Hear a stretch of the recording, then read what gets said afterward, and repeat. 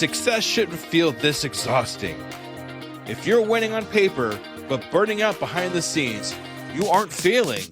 You're stuck in a psychological bottleneck called a hurdle of stop. I've been there. On the outside, things look great, but I was secretly burning out, convinced I was just lucky and waiting to be exposed as a fraud. I realized I didn't have a business problem. I had a mindset block. Whether it's imposter syndrome, perfectionism, or fear or failure, these aren't just feelings. They are growth bottlenecks. Identify your specific hurdle and get one immediate action step to regain your momentum today. Go to tuepodcast.net/quiz. That's tuepodcast.net/quiz to take the 3-minute assessment and get your report now. This is an Undiscovered Legacy production and proud member of Pod Nation Media Network. Hello, Scoob Believers, and welcome to episode number 107 of the Undiscovered Entrepreneur, and it's me, Scoob, coming at you to whatever device you happen to be listening on. All right, today's fantastic episode brings us David. Now, David brings 35 years of software expertise and built a company that grew to 800 customers across 22 different countries before a successful exit, making him the perfect guide for our entrepreneur adventure. After experiencing both a phenomenal success and a crushing failure, David created the launch first methodology that helps entrepreneurs validate product market fit before investing heavily in development. Stay tuned as David reveals why most founders fail for the same reason, how he sold a product that didn't exist yet, and the surprising mindset of successful entrepreneurs that will transform how you approach your business.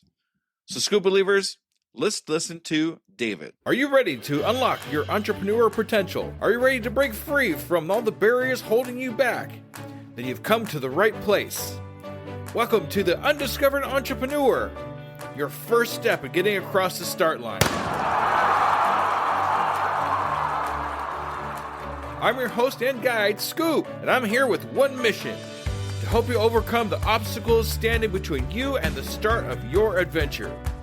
Whether you're dreaming of launching a startup, creating the next big app, or turning your passion into a thriving business, this podcast is your launch pad. Together we'll navigate the challenges, overcome hidden boundaries that stop us from starting, and learn how to overcome them with the help of others and experience them right along with you. So are you ready to take that crucial step to transform from aspiring to inspiring? Then let's get across that start line together, right here, right now, on the Undiscovered Entrepreneur.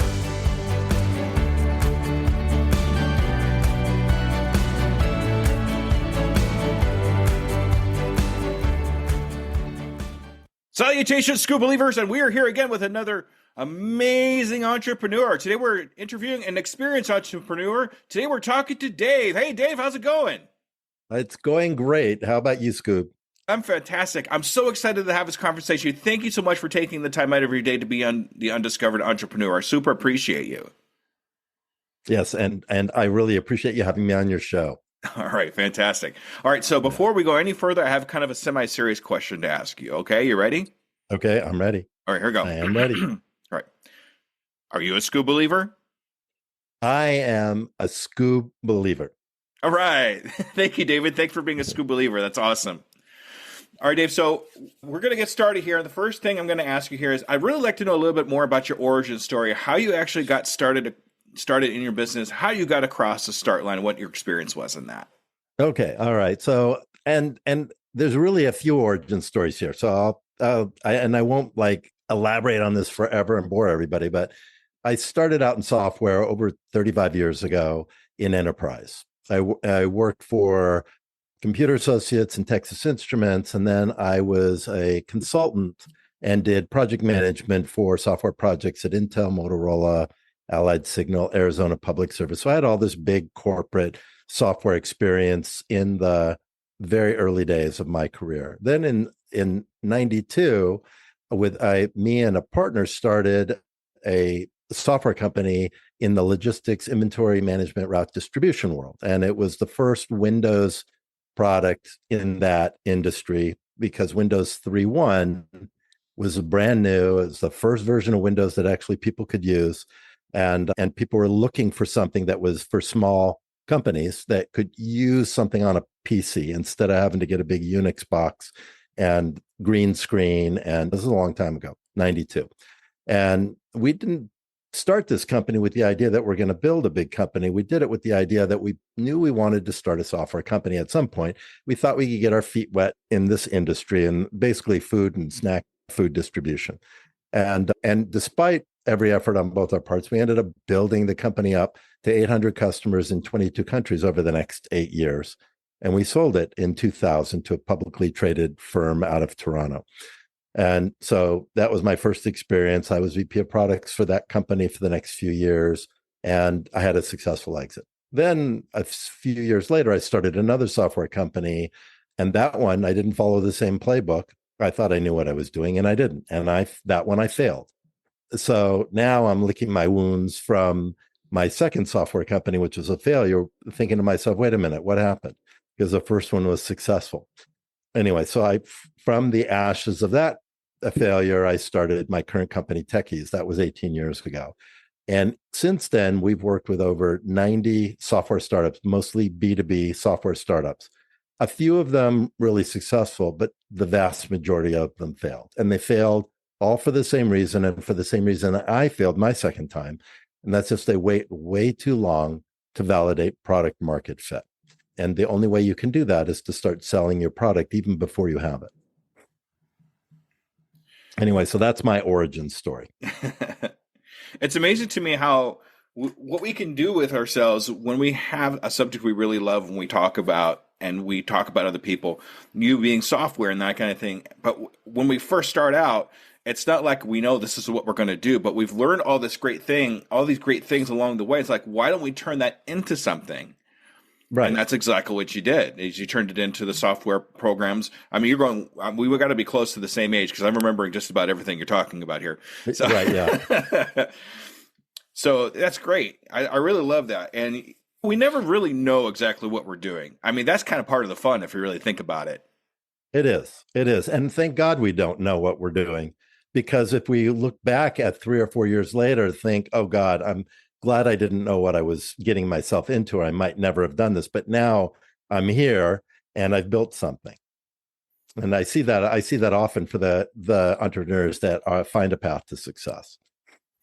Yeah, that's right. I think it's more fun not to know what I'm doing, because I really like to not know what to expect out of whatever I do, a failure or anything positive or anything like that. I'm just glad to be doing it. Yes, I agree. And me too. And me too. And it's really so. But here, I mean, if we want to talk about what founders often do that is a big mistake, I think if I can, and this is the same mistake I've made, right? And that's, you have this vision and you believe in yourself, and you think if you just keep that belief and you keep your vision in front of you, you're going to be successful. Those are code words for I'm going to fail. So, because there's no clinical exercise in that process. There's a belief system and basically a religion you build up about the reality that doesn't exist yet. So a lot of founders, and I've done it myself, we start by wearing a black robe and preaching this is what we're going to do. This is why it's going to be successful. And we're confident and we believe and we have this vision. And you need a vision. You need to have some belief just to get started, right? But then you want to take the black robe off and fold it up and put it away and put on the white coat and turn it into a clinician.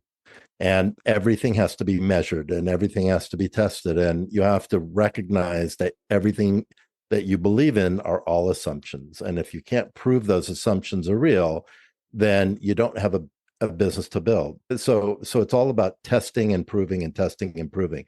So the follow-up to that is founders who love their product and their ideas are going to very often fail. And the ones that love the problem and want to spend their time talking to their customers, those are the ones that are going to find a path to success. That's just it. I mean, we got to love the problem. It's almost essential. It's nice to love the product, but you fall in love with the product, and it's like, you start preaching about the product, but nobody's there listening because it's not part of the process really. It's just you beating your chest and trying to yell out into the world, "Hey, I got this thing." But if you Right. love the problem and you work with the problem, you can get over that problem. That's part of what we do. And you just continue to understand the problem better and better because that's where your love is the problem and the struggle that your clients are facing. That's why you're getting in. That's why you're trying to create a product, is to solve these problems, right? But it's just, then we get all enamored with the idea that we came up with to solve these problems, and it takes us off track of staying focused on the problem and staying focused on what the customer's struggling with. But they say love is blind, and that's what happens. You love your product and you become blind to the reality of your business not actually growing, or the customer's not actually engaging, or not even necessarily actually solving the problem that's got you started in this whole adventure. Exactly, exactly. Do me a favor, and we talk a little bit about fear, and that actually has come up a couple, or failure, excuse me, and that has come up on a couple of what you've said. What is your actual? Everybody has a little different definition for fear, or for well, my brain's not working today. For failure, yeah, For editing. failure, Yes. So, what would you define failure? I mean, how would you define it? there's a couple ways of defining it. One is you're just unhappy with what you're doing. That's a failure. You don't get into a startup with the idea that you're going to hate what you're doing. But a lot of founders end up there because they can't figure out how to make their product successful, and they're struggling to find a path, or they're running out of money. So I call failure basically once you've decided that your startup is no longer viable, that your idea is no longer viable because you can't find a path to product market fit.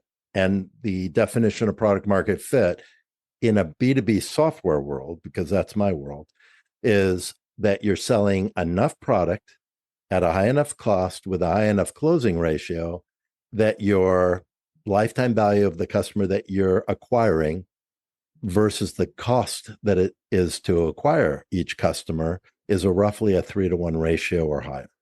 And that is success. And that's product market fit, because now I have a predictable model that if I just take some of that profit, put it back into the energy to acquire customers faster, I have a predictable model that will scale and grow my business. And if you're not at that 3-to-1 or not even close, you've got a problem, because you don't have a way of growing a company that becomes profitable. So it's finding that formula, right? I'm solving a problem. It has a high enough value, and the customer I'm selling it to has a high enough perception that this problem impacts them personally, so that they lean forward when you talk about the problem, and they'll pay a lot because it costs them a lot. And when you find that early adopter customer, you can start to mine them for business and grow your customer base quickly. And the perception of the value of what you're selling or what you're putting out there is really important.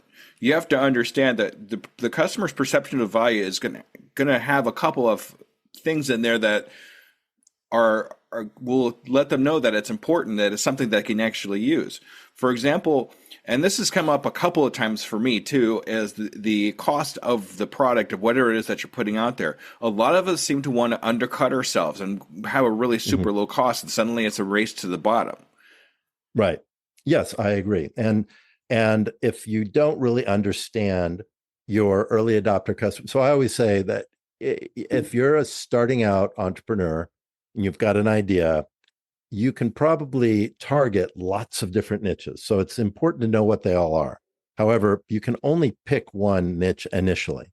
And that niche, the tighter you can make that niche, the smaller and tighter you can make it, the higher your closing ratio and the more you can charge. So the question is, who is that niche? And again, it's those two factors. How much does the stakeholder, the buyer in that niche, perceive that they are impacted because of the problem you're solving? And how much does it actually cost them? And those are two independent values. You could have a niche where the cost is really high because of that problem, but there's no political will in the organization to solve it because it just does. Everybody else is struggling with this. Why do we care? We have more important initiatives, right? And so you can't get their attention because nobody cares. Or you're going to have the opposite problem. You've got a a really high impact problem from a perception perspective, I talked to the stakeholder who would be buying your product, hates that problem. It drives me crazy. I'm not going to survive if I don't find a way to solve this problem. But when you actually look at the cost of that problem, it's hardly anything. So you can't charge much and they're not going to pay much. Right. But if you come up with a cheap enough problem, they'll buy it immediately. The problem is you can't make money that way. So that's not a good early adopter niche either. So you have to find where both of those things are high in a really tight niche. And the reason it has to be really tight is because you have to have language that speaks directly to that person, where you can articulate what's the root level problem that they are struggling with. And when I say root problem, I mean it starts out with, I hate this problem, or this problem is going to kill me because if I don't solve it, then I'm going to lose my this, or my competitor's going to eat me alive, or I'm going to go out of business, or I'm going to lose my job, or I have no career future, or whatever it is. It's very personal when you get to the root level of that problem. And that's what you want to be able to articulate back. You say that root problem to that stakeholder, and they lean forward and they go, you understand my problem, and do you have something that can fix it? And now they're listening. So that's why that niche needs to be very tight and well defined. Fantastic. Great advice, David. Super appreciate that. I hope everybody was listening to that. Take notes, whatever you need to do. That was some good stuff right there, y'all. All right. You know, Dave, like I said, we're all new entrepreneurs here, and you help new entrepreneurs kind of get started. I could tell by the name, it's Launch First. And that's something we all talk about because we're all launching something. But what do you think holds back a lot of new entrepreneurs getting across the start? Is there one or two things you come across in your experience that holds us back from getting started? Yeah, there are a few things. We'll start with just before this, we were talking about imposter syndrome. That's one of them. The people, and there is no such thing as an imposter because we're all imposters. So just own your imposterness, right? And be proud of it. Don't worry about it. It just doesn't matter. You're the only one that really cares about feeling like you're an imposter. And we've all felt it. I'm not saying this I don't say this stuff out of hubris. I say it out of hard knocks because I've struggled with a lot of the same things at times. People don't care that you feel like you're an imposter, or you might be an imposter, right? So just fake it until you make it. And that's what all successful entrepreneurs do. It's the rare entrepreneur that actually has all the credibility in the world in the thing that they're trying to do. It's the vast majority that don't have that credibility, but they're putting forward a persona that's credible. And as long as you're being honest to your customers that you're going to deliver what you say you are, then you have credibility. And that's all that's all anybody expects. So give up be kind to yourself. You're not really an imposter, or own the fact that you're an imposter, and it just doesn't matter as long as you deliver value to your clients or customers or whatever the product is or services that you're providing. So that's one thing. The second thing is it doesn't have to be perfect. And we also talked about this at the beginning. I have watched software startups go bankrupt and never release a product because they just couldn't accept the fact that the product wasn't perfect, and people might have a problem because they see either because there's bugs or it's just missing features, and so they feel like it just doesn't express the vision that they have in their mind, and so they spend 2.5 3 years, I am not kidding, and I'm sending emails begging them to launch the product, and then they go bankrupt because they run out of money. I've had this happen more than once.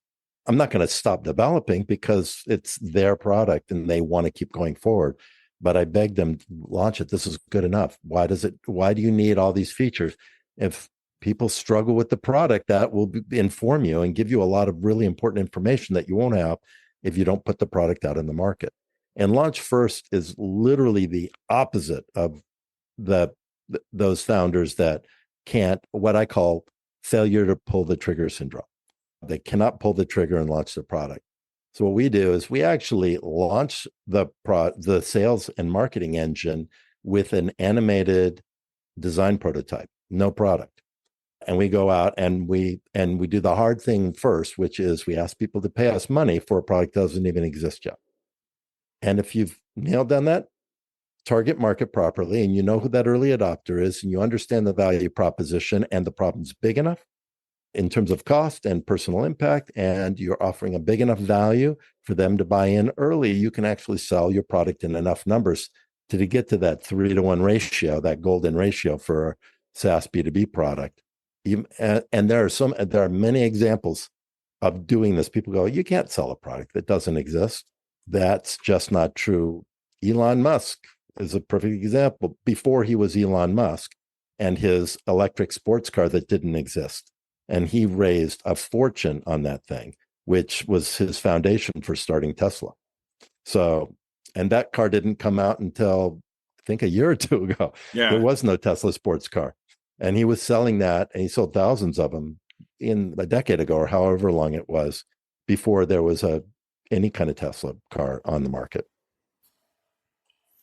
Yeah, and that makes for a good point too. We have to put out that smallest viable product so we can get some kind of validation of the product itself, even if it doesn't exist anymore. I've seen so many people release something out there that doesn't exist. I mean, like, even if it's just an idea of, hey, I'm going to have this course I'm going to put out. What do you think of this? Mm-hmm. And would you be willing to spend $5 on it right now? Just as an example, of course.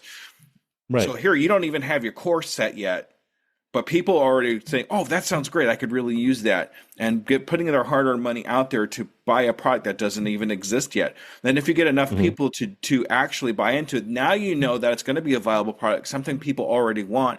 Go ahead and then build it after the fact that people know, and that'll help you with that kind of problem.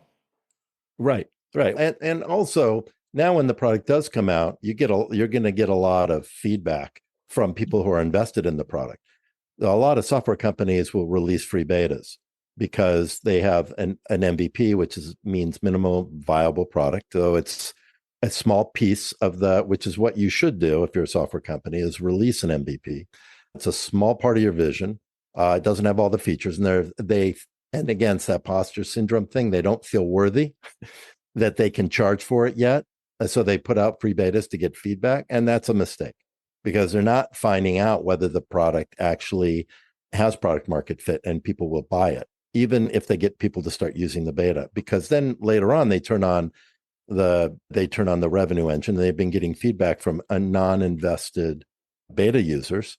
And they're just giving feedback that doesn't really matter most of the time, and giving you the wrong kind of direction. Then you try to charge for your product, and then you find out nobody wants to buy it. And it's much better to find that out early and pivot before you've made this big investment in developing the software, because it's much harder to do that after you've developed the software, much more costly to pivot. It's going to work for you a lot better if people are willing to put some skin in the game and put their hard-earned money out there for something like that. Because a lot of more times than not, if you're give it to them for free, they're going to want to keep it for free. And then if it's not free anymore, they're going to, okay, no big deal. I wasn't paying for it anyway. So, and then they move on to something else. If there's something they've already invested in, money, time, anything like that, then you know it's going to be a viable product. Exactly. That's exactly right. Anyway, those are a couple things I think of when I think of how to start and how to overcome some of the most obvious pitfalls that founders fall into when they first start their business, or when they first start to conceive of their business. Fantastic. So when you were first getting started in your first business, was that what kind of held you back too? Was some of those things? I mean, we had talked about imposter syndrome. Was that kind of the thing that kind of held you back the most when you were first getting started? Actually, I didn't feel that in my first company. I did feel that in my second company. In my first one, and I did all the things that I just said you shouldn't do the second time around, which I did not do the first time. I don't know why. I just should have followed the same playbook. I put out a product. It was free. It was a business-to-business network for wholesale auto dealers. And I was getting traction on the platform where people were posting their cars, and I mean, these are all wholesalers, right? And dealerships were posting their cars, and then wholesalers and dealers would be sourcing cars for customers. through the platform. There was no transactions on the platform. It's just a place to find them, because it was very hard in the early 2000s to find a car that met a customer's requirement. Mm-hmm. You had to go to the auctions. That was the only place you could go. You go to a dealer and they didn't have any place to look it up. So I thought, okay, I'll get this critical mass, this idea of social networks I had in my head, critical mass of people sourcing cars this way, and then I'll raise money and then we'll start to charge for it. That was a dumb thing to do.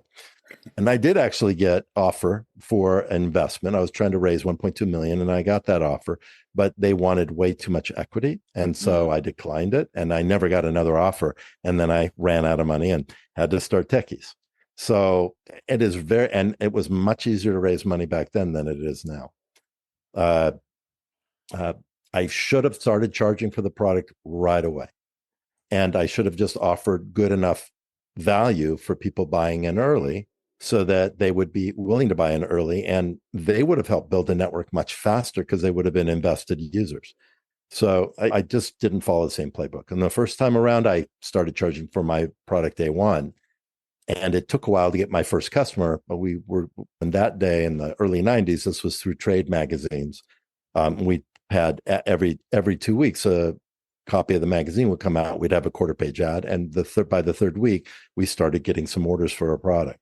And then it started to grow. And then we went to for first trade show that fall. And we had lines out our booth because we were the first Windows product. And we had a booth in the back corner of this huge trade show because we had all the snack food vendors there, right? And all the manufacturers for vending machines and all of the people that distribute product. And so you had Fritos and Coca-Cola, Pepsi, really, really big trade show. And we had a tiny booth in the back corner. It was a last minute thing.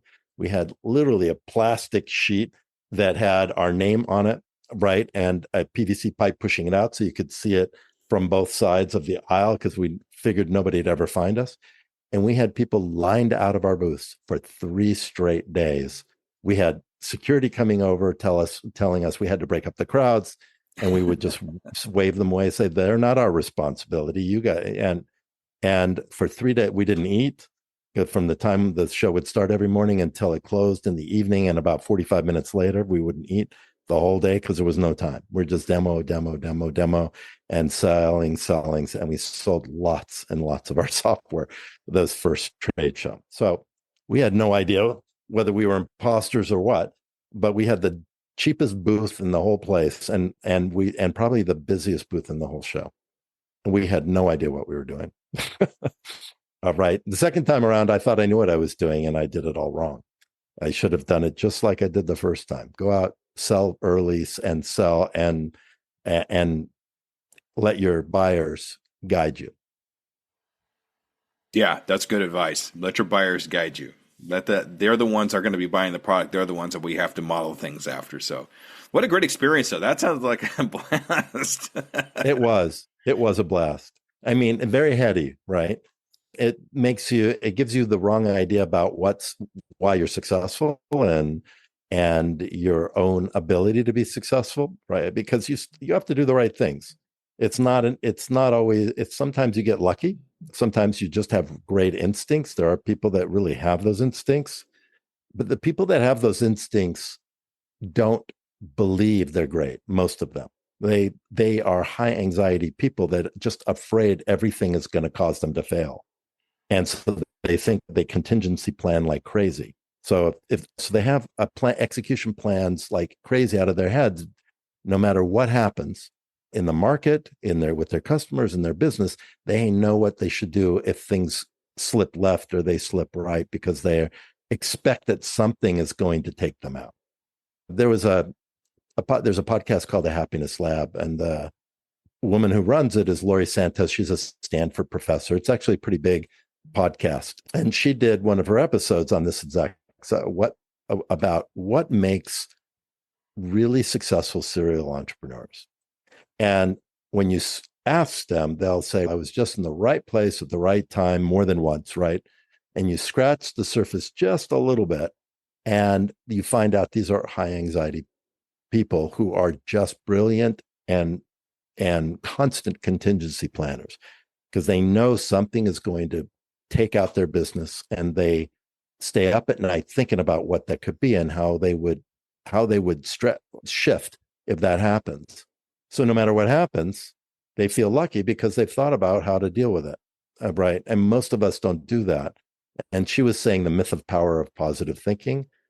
These successful CEOs are not positive thinkers. They're contingency planners. They're doomsday.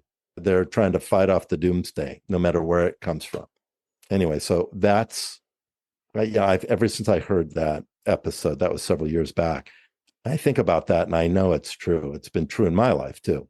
And true with the successful entrepreneurs that have started and been really successful with software companies that I've helped them become successful by being the developer, not by being such a great business person. They were the great business person. That's some fantastic advice to pre-plan things that'll go wrong or that could possibly go wrong. That way you're prepared for them if it does happen. So, oh yeah, I was thought about this and I know exactly what to do because I thought about this. I knew this was going to happen. So here's what we need to do. And get over that hump and then you can move on. So that's some good advice to have a pre-plan basically. And not just small things, but what happens if there's a pandemic? What happens if a war breaks out in Europe? What happens? I mean, big things, right? What happens if we go into mass inflation or we go into a depression? Or how will those things impact my business? And what if that does happen? What can I then do? If I know it's how it's going to impact my business, any one of those things could make your business fail, right? Is there a mitigation strategy that I could implement if that starts to happen? Because if you don't think through those things, when these things start to happen, you put blinders on and you don't want to admit that this is really happening.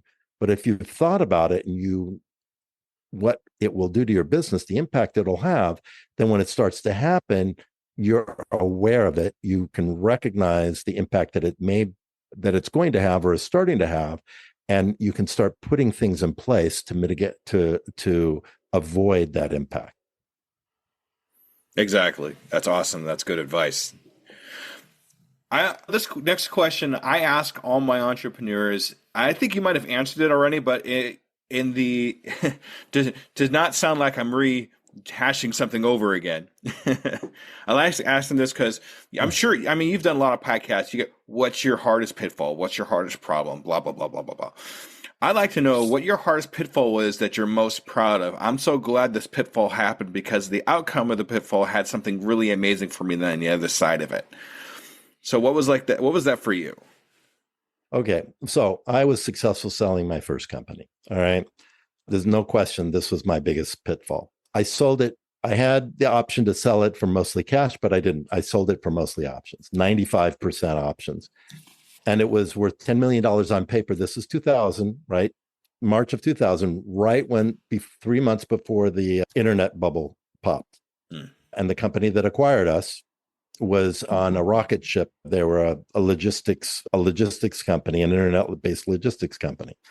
And their stock went from 96 to 2 over the next 3 months, which meant my options were underwater by about $40. They never recovered. So that $10 million, I was only able to get $80,000 out of that acquisition. So I lost $10 million in 3 months. I really lost about $3 million because I could have done the deal mostly for cash, and I didn't. I was thinking, no, this internet bubble could never pop, right? It was so short-sighted. Once again, risk mitigation, right? I should have sold it mostly for cash and kept just a small portion of it in options. So I was VP of products for them for the next couple of years. And then I went out and started my second software company, which failed, and then started Techies. So I basically take a nap for about 2 weeks and then pick myself back up. I think of what it is I want to do. Do I want to get a job? Do I want to start something else? And I always have an idea that I want to pursue and start. And I believe that I can turn it into something. That is the one thing I do believe.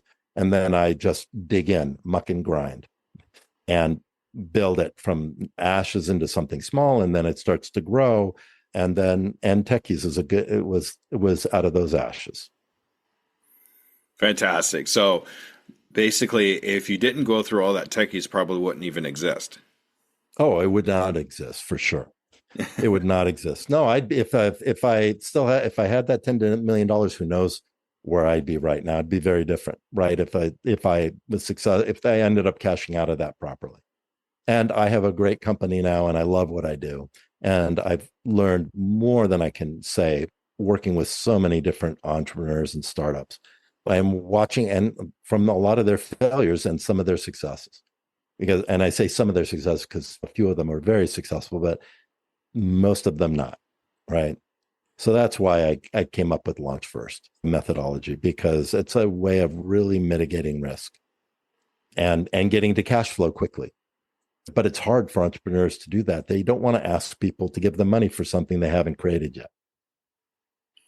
It's difficult. It really is, because you don't have a tangible product to show them. So it's like, what am I doing? Just asking for money. And that is the tough thing to do. It's funny that you had experience with car dealerships, because I used to be a car salesman. I sold cars through that time that you were talking about earlier. So okay. I know exactly what you're talking about. Yeah. But yeah. And the reason is I got out of software. This is a little side thing. And I got a dealership license, and I thought I would just buy and sell, which, by the way, that is a hard thing to do. I did not know how hard that was going to be to get the license. The FBI background check, that takes 10 weeks to go through. I mean, it's a really deep background check, and to get a license, and it was in Arizona anyway. So I got my dealer's license. I was going to buy and sell high-end cars to well-heeled individuals, right? Somebody looking for BMW or Mercedes or whatever, Porsche or Ferrari, whatever. And I was going to source those and sell them. And in the process of doing that, I found it's really hard to source cars. This is how the whole sale dealership thing started. Then right away, I started thinking software solution for this. And I had a good solution. I just didn't prosecute that business properly.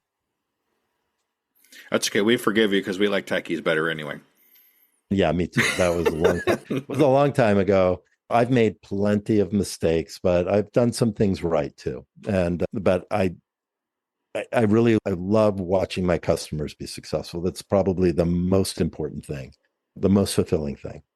So since we're kind of on the subject here, tell me a little bit more about Techies and what that actually does for us, since we're kind of talking about it. So we're a software development company. So if you have an idea for a software product, in particular in the B2B space, but it doesn't have to be. It could be B2C. We don't build games. We used to, but we're not a game software company, but we do everything business related. Then we'll help you conceive of the product, design it, and hopefully build a high fidelity prototype that's pretty much a very animated version of the design, and then go out and try to do some pre-launch sales to potential customers, and also help you do the niche analysis if you are interested in launch first. But if you're not, and you just want to build the product, we'll do that too. And then we develop it and launch it, and then we become your outsourced IT and software development group, as long as you want us, until you want to build your own in-house group. And we'll help make that transition when you're ready to do that as well. Fantastic. I think a lot of people could really use that. I know I can. If I came up with something, there's no way I could draw a picture on a piece of paper and hope people understand what the heck I'm talking about. But somebody that has that, that it's not, if it's not in your zone of genius to be able to do that, at least we have somebody out there that we could say, hey, this is kind of my idea, and they could draw it up for you because it's in their zone of genius, and they can make it look like it's supposed to, and then you could sell it from there. So that's amazing. Yeah, and there's some genius on my team. They're incredible designers and developers. And if you go to the Techies website, you'll see at the very top, it says hyper exceptional software development team. And I don't expect anybody to believe me just because I put it in big letters on my site, but I'll show you evidence of, if you're an exceptional software team, you produce certain artifacts that typical software development teams don't produce. And I'm happy to show anybody what those are, so they can understand what makes a team really exceptional and how they would evaluate any other team they might look at to see if they're up of that standard and that quality. And we're few and far between teams but we've also taken 17 years of never feeling like we're good enough, and constantly improving and building systems and building our procedures and protocols so that we can put a marquee like that at the top of our website. That's amazing. We'll have all that information in the show notes if you want to check out David and Techies and all that good stuff that we just talked about. So since we're all brand new entrepreneurs and you have all this experience in starting things like that, I'd like to know if you came across somebody that's saying, "Hey, I'm starting a business," what word of advice would you give them? What steps would you have them take? First of all, where are they solving a problem that they struggle with themselves? Hmm. Do they come from an industry where other people do the same thing they're doing and are struggling with the same problem that they're struggling with in the same way they are? And third, do they have reach to some aspect of those people in that industry? Those are foundational things that if you have those, you've already de-risked your startup significantly, because you're solving a problem, you understand its value, you understand how it impacts you personally, and you know how to reach people that are just like you, struggling with the same thing you're struggling with. If you've got a great idea for the next social network that's going to put Facebook away, I would suggest just enjoy the fantasy that you can do that and don't pursue it.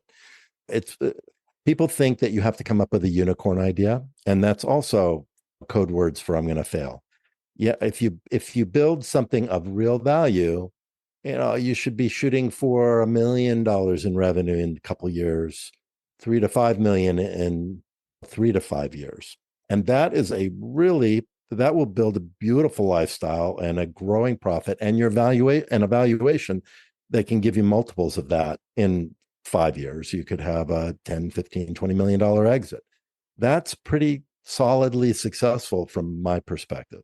That doesn't mean it won't accelerate and explode, right? But just setting your sights on just solving a problem and then quantifying that problem, quantifying its solution from a value perspective, so that you're generating income for the problem that you're solving for people that, and you're providing them more value than what they're paying. And you'll just build on that. Fantastic. We're going to definitely clip that out. That's some amazing advice. So thank you very much for that, David. I really appreciate that. I should have too. Yeah.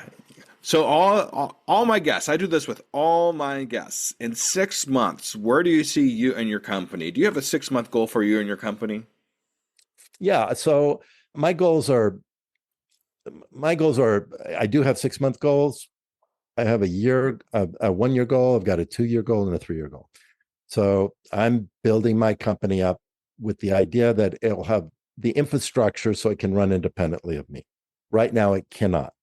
I've been able to do that on the development side. On the technology delivery side, it runs not completely independently of me, but pretty close to it.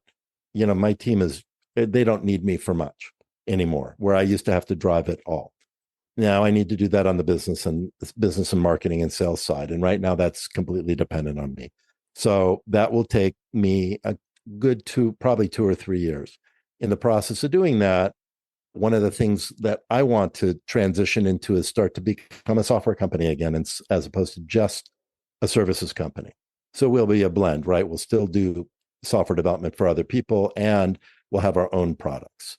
And these products, again, are coming out of solving our own problems. One of them is a referral partner portal, because there aren't anything out there that's really good for building referral partner network relationships.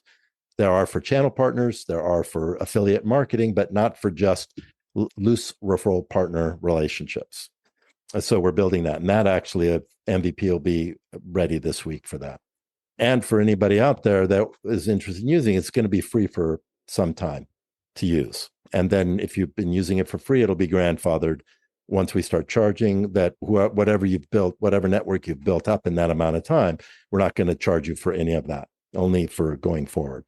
And the reason is we need to really understand this market better. Right now, we only understand our own needs in this, but we're building it because we need it ourselves. Also, we do project estimation in much more detail than most software companies do. It's part of our exceptional stuff that I was talking about, but it's an expensive process. So we're building an AI model that mimics our estimation methodology and maybe even improves on it a little bit. And that's a product that we're going to start to provide to the market and sell. And that one we will do a launch first model on, where we'll go out and do pre-launch sales before we build the SaaS version of it. Another one, one of the big things with project management is having to update the project management system and track all the changes and bugs and things like that. and for clients to be able to do it, right? So we like our clients to be able to enter the bugs themselves.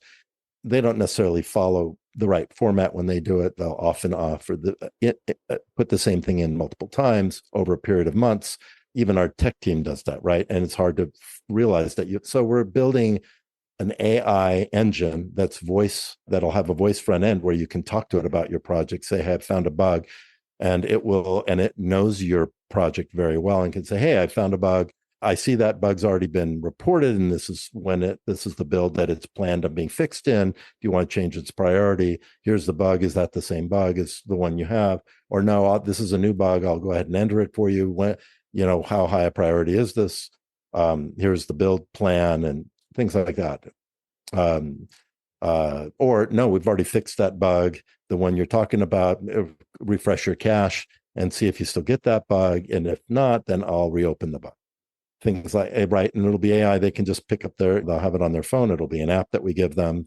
This is something we're building that we figure that just about every development team and project wants this desperately, because we want it desperately and it doesn't need stuff like this. So we're building all these things because we need them internally, and they help make us more exceptional. I mean, that's always our goal, because we don't ever feel like we're there.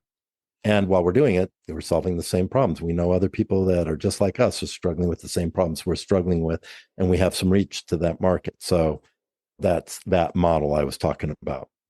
And by the end of the year, we should have 3 or 4 SaaS products on the market. Fantastic. So we're going to integrate a lot of AI into what we're doing there to make things a lot easier for everybody else to do. That's great. So what I'd like to do with you, David, if it's okay with you, is I'd actually like to follow up with you in about 6 months and do another interview like this and see if we've reached those goals and got all those AIs into place and that everything you talked about. Is that okay? Absolutely. Please hold me accountable. Because you're not just accountable to me, you're accountable to an entire audience that I'm talking to here. So I think that's awesome. I would love to. All right. 6 months from now, let's circle back and see if any of these things came to pass, and or if they have, at what level have we been successful? Exactly. That's awesome. All right, David, this is your time to shine. This is the time where I want you to talk about, advertise yourself. Tell us how to get a hold of all this great information. Okay, ready, set, go. Okay, you can find me at techies.com. And Techies, for people that are listening to this, is spelled TEKYZ. TEKYZ.com, and we'll get to our website. There's a contact us form there. You can email me directly too. If you've made it this far into the podcast, I'll give you my email. It won't be in the links, but I'll give it to you. It's david@techies.com. Pretty easy. And I'm easy to find on LinkedIn. And I would love to hear from you. And I love to just talk with people that are interested and considering doing something, or maybe they're struggling with an existing software development company and they don't know if that really what that means, and whether it's really bad or whether this is normal. And I'd be happy to just give you free coaching on things like that. Fantastic. All right, David, thank you so much for being on the Undiscovered Entrepreneur. This has been an absolute blast. So much great information. I love your stories, and I'm really looking forward to talking to you in 6 months. Oh, yeah, me too. I'm looking forward to that. I'm really looking forward to that in 6 months. Thank you, Scoob. Thanks for having me on. Absolutely. All right, Scoob Believers, thanks for the show, and make sure you stay tuned for the wrap-up. All right, everybody, thank you. Bye-bye. All right, Scoob Believers, that was David. What a great interview. I love talking to him. He had so much valuable information for us, and I loved his stories about imposter syndrome and how he grew his business, even after a failure. That was awesome. But as usual, I do have a couple of takeaways from this. Turning setbacks into success stories. I mean, every entrepreneur adventure includes failures, but these are simply stepping stones to greater achievements.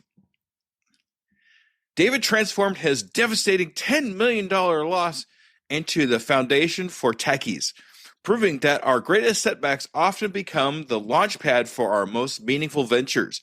Remember that every no, every mistake, and every failed attempt is just redirecting you toward the path where your unique talents will truly shine. And start before you're ready. I mean, you don't need to have perfect product to begin your entrepreneurial adventure. You just need to start selling your solution to a real problem.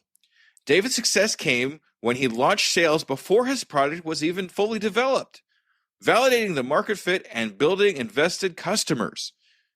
The fear of imperfection holds too many of us back, but your good enough might be someone else's game changer. Take that imperfect step today and let your customer guide your evolution. And with that, thank you very much, Scuba Believers. It's been amazing, and I will catch you on the next episode. Goodbye, everybody. And there you have it, future entrepreneurs. We've taken another step towards our journey to get across that start line. Remember, every great business starts with a single idea and the courage to pursue it. You've already shown that courage by joining us here today. As we wrap up this episode of the Undiscovered Entrepreneur, I want to remind you that the start line isn't as far away as you might think. With each bit of knowledge you gain, each fear you face, you're getting closer to launching your dream. Until our next episode together, keep pushing, keep dreaming, and most importantly, keep taking those steps across the start line. They'll all add up to big strides in your entrepreneur adventure. This is Scoob, your guide across the start line. Remember, your future is waiting. I can, I am, I will, and I'm doing it today.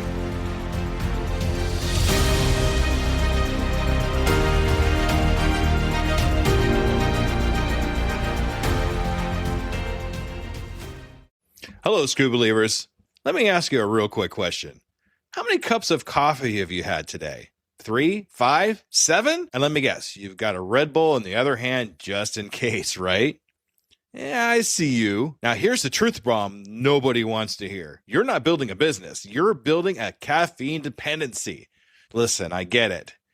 When you're grinding 12, 14, 16-hour days, you're building something from nothing. When you've got payroll to meet, investors to impress, and visions that won't wait. You need fuel. But what if I told you that the fuel that you're using is actually slowing you down? What if the very thing that you think is keeping you sharp is actually making you dull? Enter Rise Coffee. This isn't your grandma's mushroom tea. This isn't some hippie wellness trend. This is science meets performance. And here's what makes Rise different. Less than half the caffeine of a regular cup of coffee. But here's the kicker. You won't miss it. 6 organic powerhouse mushrooms, including cordyceps, what Olympic athletes use, and lion's mane, what Silicon Valley biohackers swear by. Sustained energy that doesn't spike and crash. We're talking smooth, clean power from morning to moonlight. Crystal clear focus without the jitters.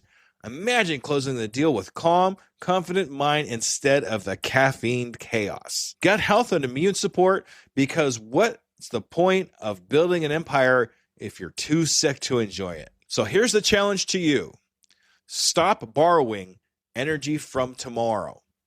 Stop running on fumes and call it a hustle. Stop wearing your caffeine addiction like a badge of honor. Real entrepreneurs optimize, real entrepreneurs adapt, real entrepreneurs win. You can't win if you're crashing at 2 p.m. while your competition is just getting started. Break the cycle. Head to risesuperfoods.com right now and use code PODNA15 for 50% off your first order. That's PODNA15 for 15% off. Try it for 30 days. If you don't feel the difference, if you don't feel sharper, calmer, more focused, more alive, then go back to your 6-a-day cup habit. But I'm telling you, we won't, because once you feel what real energy feels like, you'll never go back. Ditch the addiction, fuel your empire, and rise up. Rise Coffee, energy that builds, not burns.